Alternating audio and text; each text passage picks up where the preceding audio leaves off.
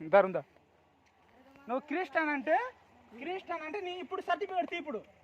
నీ ఇన్కమ్ క్రిస్టియన్లు హిందువులు క్రిస్టియన్ అనేది నీ మతం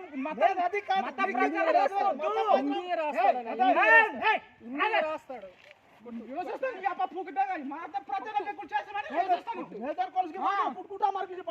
బొక్కలతో నీ యాప పూకు దంగా కొట్టిన పర్లేదు ఇది మత ప్రచారం ఎక్కువ చేసామనుకుని మత ప్రచారం చేసామనుకో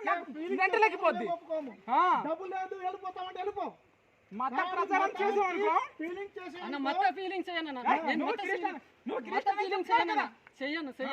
నేను చెయ్యను నేను ఒకటి మనం ఒకటి ఒక కుటుంబంలో